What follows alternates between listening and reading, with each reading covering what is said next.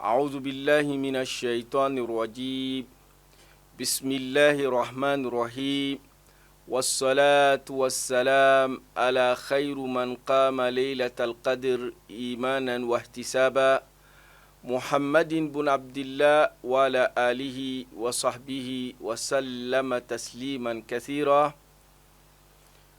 السلام عليكم ورحمة الله تعالى وبركاته. Louange à Allah subhanahu wa ta'ala, Seigneur de l'univers, et paix et bénédiction sur le prophète Muhammad sallallahu alayhi wa sallam, le meilleur qui a veillé la nuit du destin avec foi et espoir. Qu'Allah lui accorde beaucoup de prières, beaucoup de miséricorde, qu'Allah nous rassemble avec lui dans son paradis al-Firdaus. Chers frères et sœurs, on vous souhaite la bienvenue à votre émission préférée, Sungalo Wadjili, sur votre chaîne préférée thème 1 dans ces mois bénis de Ramadan. Les mois de miséricorde, les mois de pardon, les mois d'effort et les mois de grâce, qu'Allah subhanahu wa ta'ala nous accorde sa grâce. Chers frères et sœurs, nous voilà vers la fin de ces mois bénis de Ramadan, les 10 dernières nuits de ces mois bénis de Ramadan, qui constitue un moment phare, un moment essentiel, un moment important dans les mois bénis de Ramadan. On peut dire qu'on est arrivé aux dernières lignes droites. Le prophète dit sallallahu alayhi wa sallam, innamal umuru bi khawatimiha, que les choses sont liées à leur fin. On est à la fin de ces mois bénis, on tend vers la fin de ces mois bénis de Ramadan, et nous devons tout faire pour que la fin soit clôturée avec la grâce divine et avec le pardon d'Allah subhanahu wa ta'ala, avec notre ticket d'entrée au paradis et aussi avec l'annulation de la réservation de l'enfer et une foi et une lumière qui va nous permettre de pouvoir continuer dans la bonne direction jusqu'au Ramadan prochain ou jusqu'à notre rencontre avec Allah subhanahu wa ta'ala. Chers frères et sœurs, ces 10 derniers jours, c'est le temps d'effort et de travail. Et cela veut dire que chacun d'entre nous doit faire l'effort sur lui-même afin de réduire son temps de sommeil, afin de aménager son emploi du temps pour pouvoir dégager un temps pour Allah subhanahu wa ta'ala. Et nous devons tout faire pour profiter de ces mois bénis de Ramadan, de profiter de ces 10 dernières nuits de ces mois bénis de Ramadan en aménageant notre emploi du temps. 10 nuits, très souvent c'est 9 nuits. Les nuits paires, comme le prophète sallallahu alayhi wa sallam nous a dit, et les nuits impaires. Les nuits impaires, il y a une grande probabilité que la nuit du destin soit située dans... la nuit du destin est située dans les nuits impaires avec une grande probabilité sur la nuit du 27. Cela veut dire que, chers frères et sœurs, le musulman doit aménager son emploi du temps dans les 10 nuits en faisant quoi? En donnant un temps d'adoration, de prière, de bénédiction et de demande de pardon, et en ajoutant ou peut-être en augmentant le temps ou les rythmes dans les nuits impaires et en accentuant l'effort de la nuit du 27. Pour profiter de cette 10 dernières nuits, faites un programme pour les 10 dernières nuits en mettant l'accent sur les nuits impaires et l'accent particulier sur la nuit du 27. Et nous avons dit, quand on passe la journée paire, c'est en ce moment qu'on cherche la nuit impaire. C'est-à-dire la journée du 20, on cherche la nuit du 21. Et la journée du 22, on cherche la nuit du 23. Donc, chers frères et sœurs, c'est des moments importants, c'est des moments essentiels, c'est les meilleures nuits de l'année. Il faut tout faire pour profiter en aménagement ton emploi du temps pour pouvoir donner un temps à Allah subhanahu wa ta'ala et avoir beaucoup de mérites auprès d'Allah subhanahu wa ta'ala.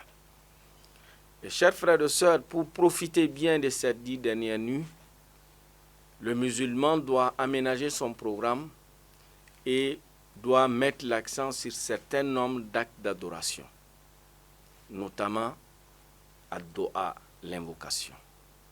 l'invocation qui est l'arme du croyant. Nous devons accentuer les doigts car c'est des moments où l'invocation est exaucée par Allah subhanahu wa ta'ala. Et chers frères et sœurs, nous avons dit par rapport à l'invocation, il faut mettre la forme.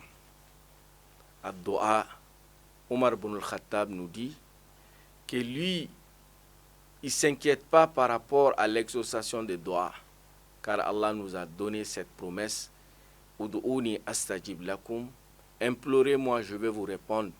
Il dit, il a cette assurance. Mais ce qui le préoccupe, ça c'est comment faire la doigt, comment implorer Allah subhanahu wa ta'ala. Donc, chers frères et sœurs, la manière est extrêmement importante. Comment faire la doigt? La doigt, chers frères et sœurs, il faut toujours mettre l'introduction, le développement et conclure. Quand tu présentes tes vœux à Dieu, il faut une introduction. L'introduction, c'est glorifier Allah subhanahu wa ta'ala. Toi, le Seigneur de l'univers, le Maître absolu, le Créateur du ciel et de la terre, c'est toi qui m'as créé.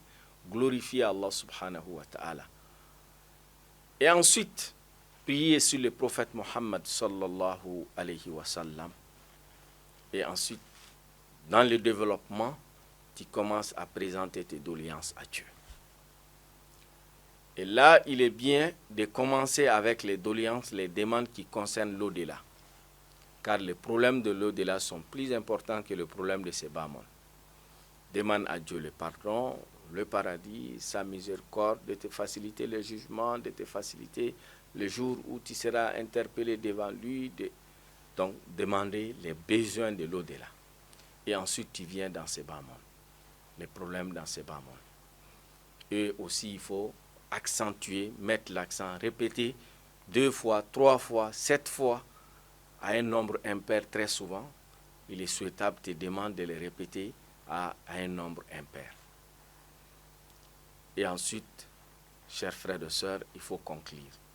Et la conclusion encore, il faut glorifier Allah subhanahu wa ta'ala et il faut prier sur le prophète Mohammed sallallahu alayhi wa sallam. Donc voilà, chers frères et sœurs, comment nous devons faire dans nos invocations, dans nos doigts. Et ensuite, il faut choisir les bons moments. Toute la nuit, des 10 dernières nuits, c'est des bons moments. Mais il y a des moments qui sont plus importants que d'autres, notamment au moment où on est en prosternation. Quand tu es en sujoud, le prophète dit sallallahu alayhi wa sallam, il n'y a pas un moment où le serviteur est proche de Dieu plus que quand tu es prosterné. Dans la prosternation, intensifie les doigts, choisis ces moments.